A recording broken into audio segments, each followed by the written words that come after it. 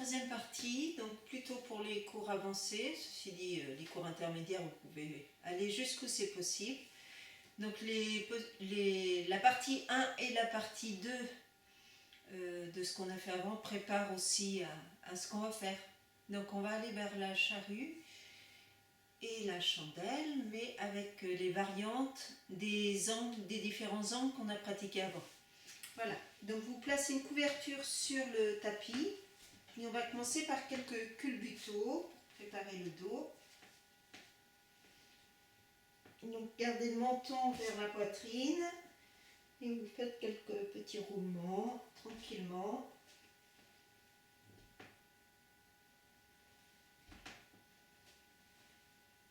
N'oubliez pas de bien respirer, de ne pas bloquer le souffle.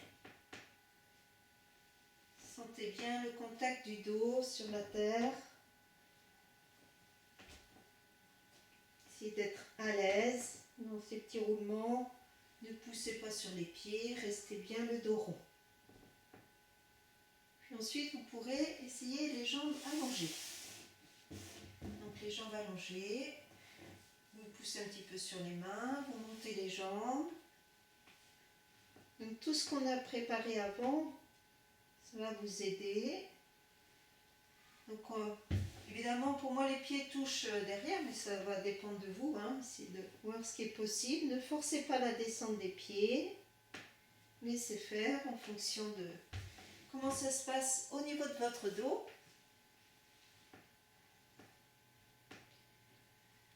Si vous avez bien fait les deux parties avant, ça devrait aller beaucoup mieux, ça va être plus facile. Ne faites pas ça sans échauffement, sans préparation, à moins que vous fassiez 3 heures de yoga par jour.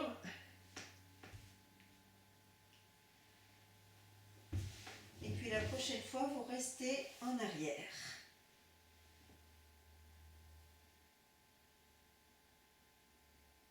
Entrelacez les doigts, étirez les épaules et vous restez dans la position Alasana, la charrue, en essayant de ne pas vous affaisser.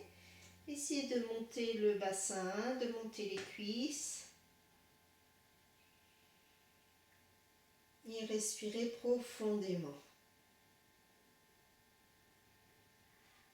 Vous pouvez garder les mains en appui sur la terre, derrière le dos.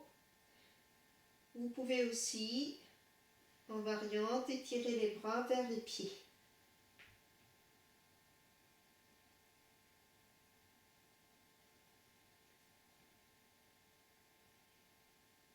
Ne forcez pas, mais essayez de sentir au contraire que l'étirement se fait au niveau de toute la chaîne postérieure, les talons jusqu'à la nuque.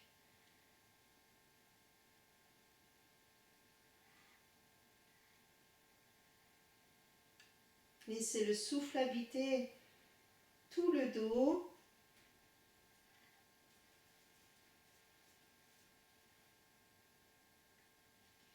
Puis les mains reviennent tranquillement, entrelacez les doigts à nouveau, puis placez les mains au niveau du dos. Et vous pourrez, alors je vais mettre le t-shirt dans le pantalon, vous pourrez monter une seule jambe à la verticale.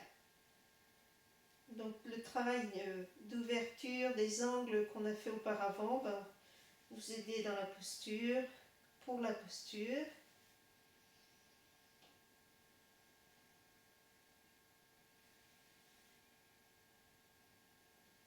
Et vous pourrez ensuite redescendre la jambe droite, gardez le pied droit au sol, montez la jambe gauche. Alors si le pied droit quitte un peu le sol, ce n'est pas un souci, mais ne tournez pas le bassin. Profitez de cette posture inversée pour détendre le diaphragme.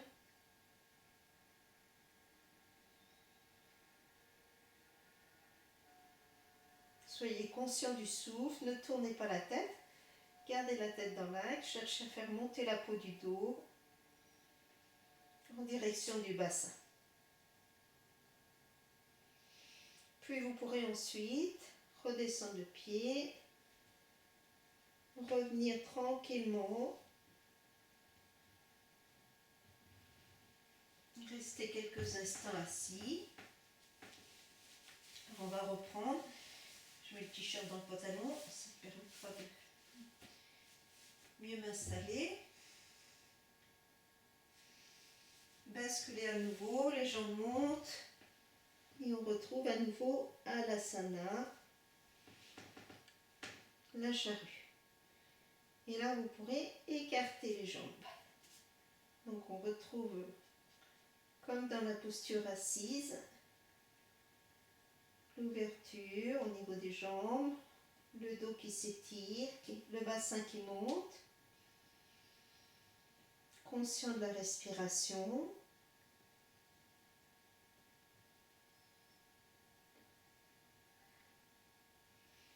Placez les mains dans le dos et les deux jambes montent, écartées. Donc c'est une variante de Sarvangasana, la chandelle.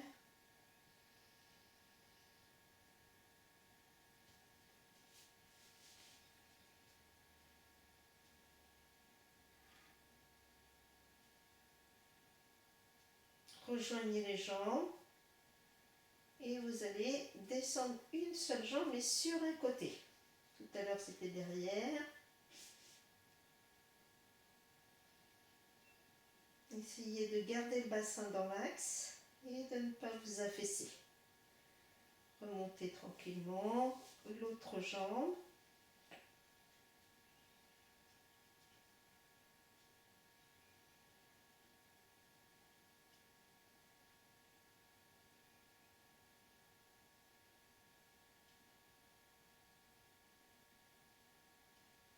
Puis à nouveau, remonter et redescendre les deux jambes.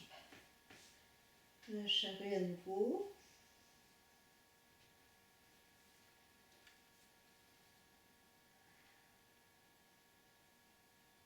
Puis les mains s'étirent à nouveau vers l'arrière et on laisse les deux genoux descendre vers les oreilles. On a fait ça il n'y a pas longtemps.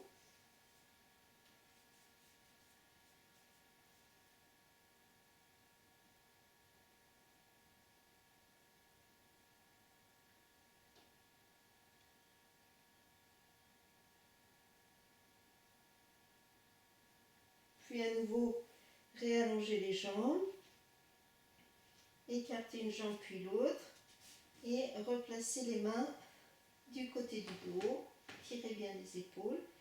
Et là, le pied droit ne bouge pas et le pied gauche rejoint la jambe droite. Montez bien les deux fessiers.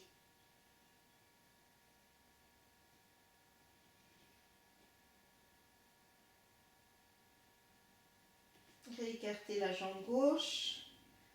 Le pied droit rejoint le pied gauche. Le bassin monte, le dos. Donc si vous avez problème de cervical, vous évitez de faire ces postures. Puis à nouveau réécarter.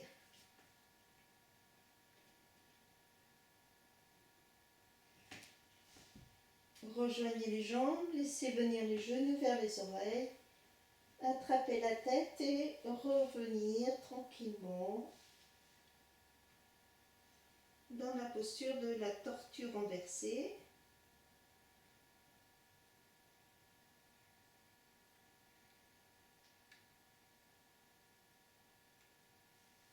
Puis relâchez en douceur, reposez.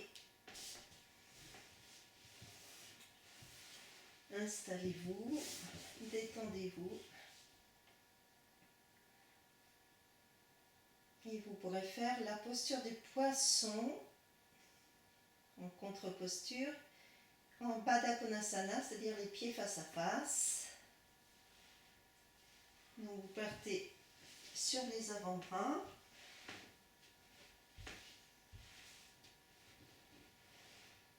Vous glissez vers l'arrière pour prendre la posture du poisson. Matsyendrasana.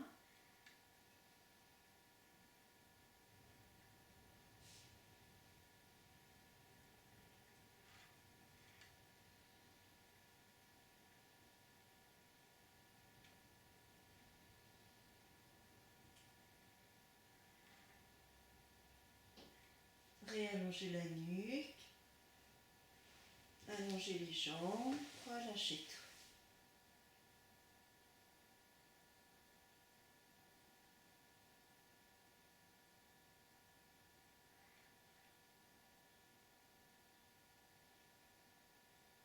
Donc toutes ces postures ramènent de l'énergie, remet en mouvement l'énergie à travers tout le corps. Observez bien les sensations, vivez ces sensations, expérimentez, accueillez.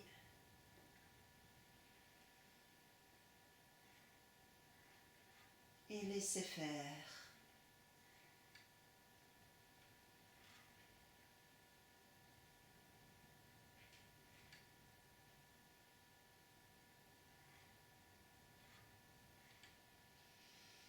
Les mains se joignent au niveau du cœur.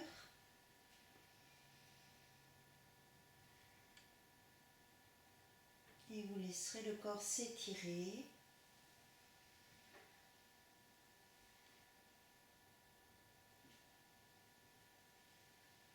Prenez le temps avant de vous relever. Voilà pour cette troisième partie. Et donc je vais vous préparer une petite relaxation. Voilà, à bientôt.